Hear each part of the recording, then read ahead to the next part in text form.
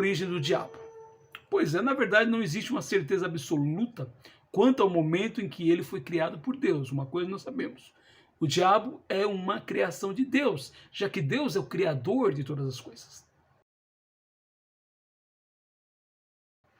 Existem algumas teorias que muita gente gosta de utilizar, baseadas nos livros de Isaías e Ezequiel, Isaías 14, 12 a 15, Ezequiel 28, de 1 a 19, de que o diabo teria sido um anjo de luz, o mais importante anjo criado por Deus, tanto que a palavra Lúcifer dá a ideia de anjo de luz, e que em determinado momento se rebelou contra Deus e como castigo foi expulso do céu.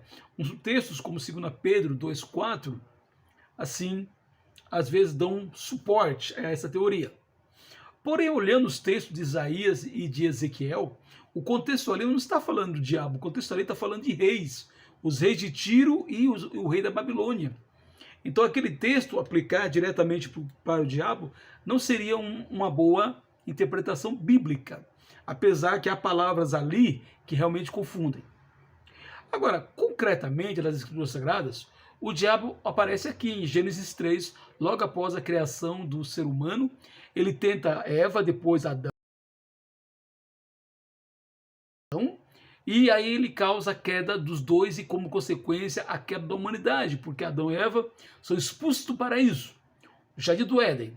E dali em diante, Adão e Eva, eles povoam a terra, e nós somos descendência de Adão e Eva. Isso é o que a Bíblia diz. Existem várias outras teorias, baseadas em livros até antigos, mas se você é como eu, para mim só existe uma verdade. Como diz Jesus: santifica-os na verdade, a tua palavra é a verdade. Então a verdade que eu deixo bem claro para você que está me assistindo, eu tiro das Escrituras Sagradas. Então, com base em Gênesis 3:1, o diabo ele age em forma de serpente. E ali ele mostra-se como um ser astuto, sagaz. O próprio texto fala isso. E Jesus o identificará mais tarde, lá em João 8,44, como o pai da mentira. Porque o Senhor Jesus mesmo diz: ele mentiu desde o começo. E o começo, certamente Jesus está falando desse começo aqui no livro de Gênesis. E através da mentira do diabo, o pecado entrou na humanidade. Então, na Bíblia, há vários nomes para o diabo, mas o principal deles é diabo, que significa acusador, Satanás, que é o adversário, a palavra Satanás significa adversário, ou príncipe das trevas. Colossenses 1,13 diz que Jesus veio, ele nos libertou o seu povo do império das trevas, sendo o diabo o imperador, Satanás o imperador das trevas, e nos transportou para o reino do Filho do seu amor, que é o reino de Jesus, que no Novo Testamento é a igreja. Jesus também diz que ele é o príncipe deste mundo, João 16,11, dá a ideia de que o sistema mundial é governado por Satanás.